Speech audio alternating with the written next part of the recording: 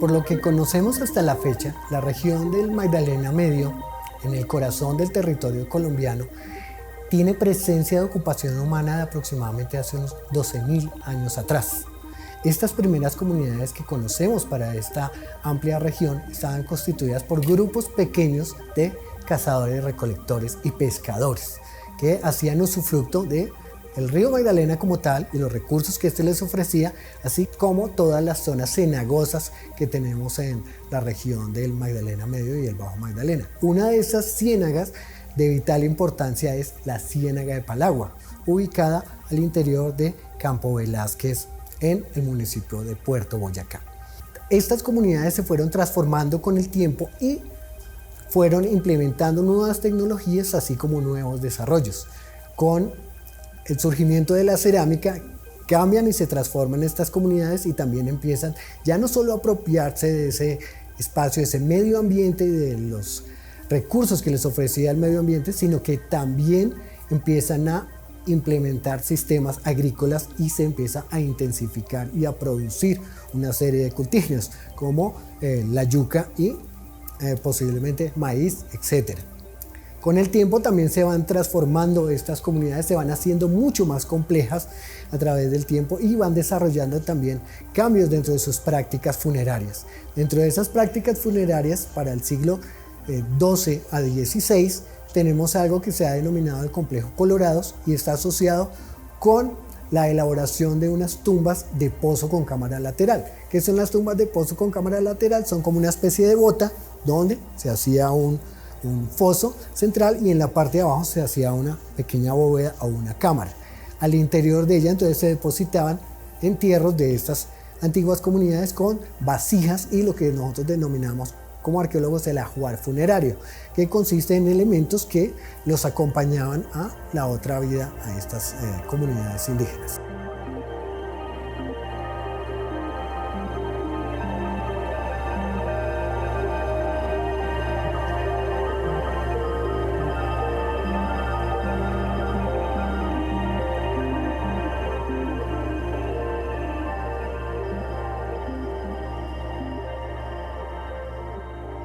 El patrimonio arqueológico es un bien de interés nacional. A la vez que es bien de interés nacional, resulta un recurso no renovable y como tal, cualquier afectación que se genere al patrimonio implica necesariamente una pérdida. Evitando ese tipo de pérdidas y ese tipo de afectación al patrimonio existen lo que se ha llamado los programas de arqueología preventiva, que es un proceso con una serie de pasos que involucran unos diagnósticos y la protección de ese patrimonio antes de que pueda ser intervenido o pueda ser afectado por cualquier proyecto. En Manzarovar Energy nosotros desarrollamos nuestro programa de arqueología preventiva acorde a la normatividad vigente y a las reglamentaciones del Instituto Colombiano de Antropología e Historia, ICANN.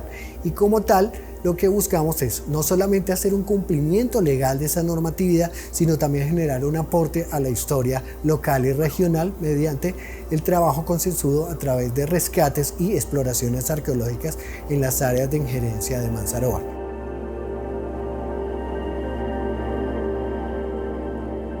Venimos adelantando el laboratorio de dos proyectos específicamente. Uno es el BEL 365, que corresponde a una plataforma y a una vía de acceso. Acá tenemos algunos materiales que se recuerdan allí. Y también estamos adelantando el laboratorio del proyecto CIAR, que significa Sistema de Inyección de Aguas Residuales a Alta Presión. Estos dos sitios arqueológicos son aparentemente diferentes en sus hallazgos, pero guardan muchísima relación. Eso lo hemos podido vislumbrar con la cerámica que hemos encontrado en la zona. Hablar de los dos sitios es muy interesante. ¿Por qué? Porque del sitio BEL 365, acá tenemos tres muestras, fragmentos de vasijas, no están completas, por lo tanto no encontramos de pronto en el caso de un cementerio, una tumba, que es donde se pueden encontrar vasijas completas. Aquí no, aquí encontramos fueron sitios como de paso y por lo tanto pues la cerámica es lo que nos está mostrando es eso.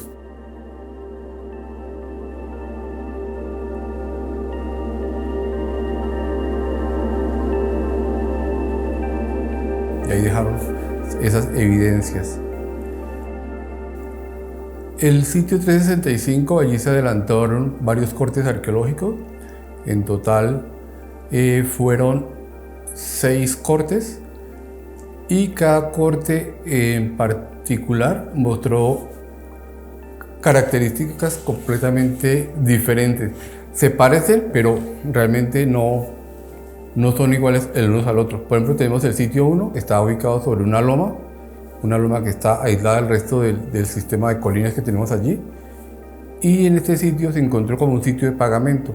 Se encontró una cerámica completamente diferente a la que se encontró de pronto en el corte del sitio 2, o la que se encontró en el 5, o la que se encontró en el 8 y en el 6.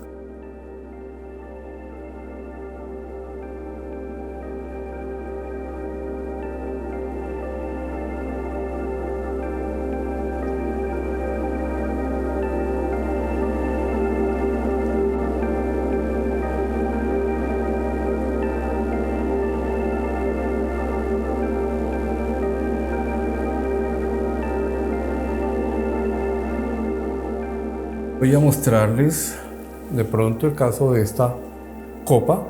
Esta copa se encontró en el corte 2. Es una colina aledaña al corte 1. Esta copa presenta una decoración muy particular y es que tiene incisiones. Se la ha denominado incisa intermitente. Acá pues obviamente está un poco, no se nota, no se aprecia muy bien, pero se ve que la copa es una copa decorada.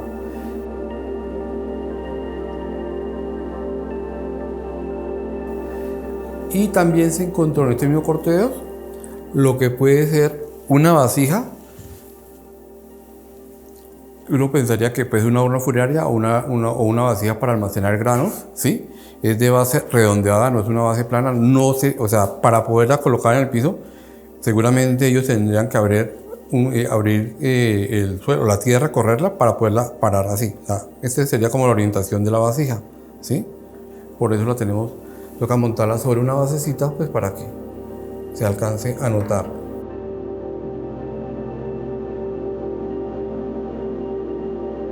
Y estos fragmentos cerámicos que les voy a mostrar a continuación corresponden a los recuperados en el sitio El Ciar.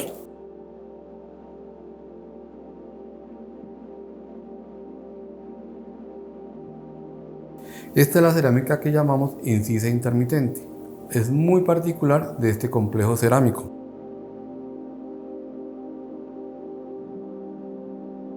Y el otro tipo cerámico es este que llamamos corrugado. Son como cordones aplicados unos sobre otros y aplanados ligeramente como con el dedo, con las yemas de los dedos.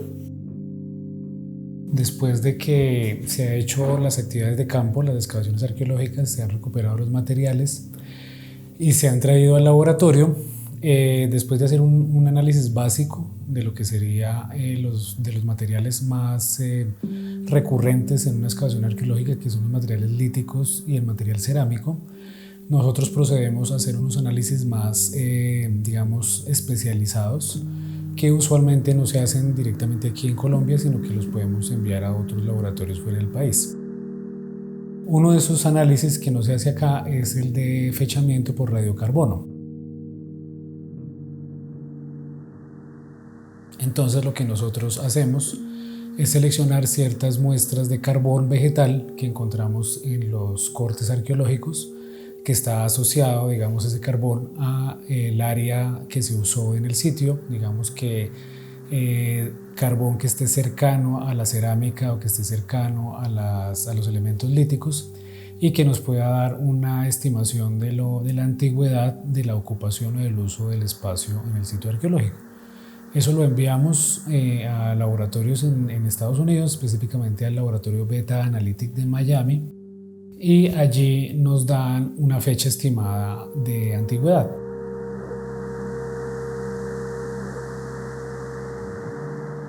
Entonces, en el caso específico de lo que se excavó en el Campo Velázquez, tenemos una ocupación que va más o menos del 300 a.C. hasta más o menos el siglo XVII después de Cristo. El sitio Bel 365 tenemos los sitios, digamos, más antiguos, que serían los del siglo III a.C., y los sitios más tardíos, que serían los del siglo XVII. Para el área del CIAR tenemos una temporalidad intermedia que es más o menos del 300 al 400 después de Cristo, y pues que nos da cuenta de que toda el área del Campo Velázquez pues estuvo ocupada por lo menos durante los últimos 2500 años.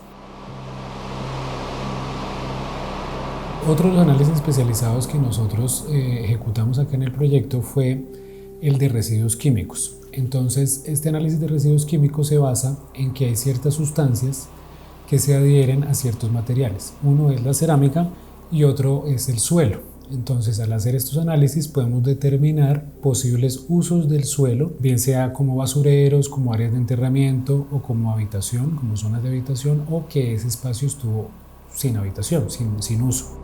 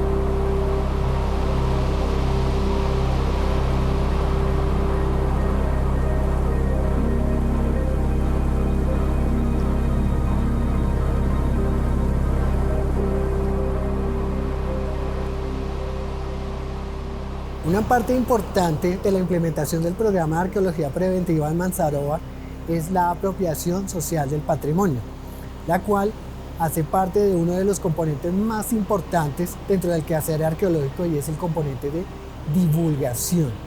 En esa medida, la divulgación tiene varios elementos distintos. Una parte de la acción participante, que la estamos liderando a través de los proyectos que realizamos en campo con inclusión social de las comunidades y la participación de personal femenino en los proyectos que estamos desarrollando dentro de las excavaciones y todas las actividades que estamos desarrollando en campo.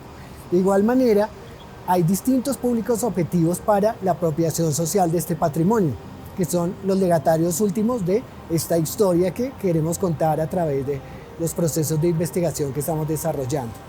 Tanto llevar esas actividades a los colegios de las veredas con niños que no tienen la oportunidad, por ejemplo, de visitar un museo o de ir a otros lugares para conocer ese patrimonio, para ver las piezas y valorarlas y tomar ese arraigo dentro de su apropiación histórica y cultural.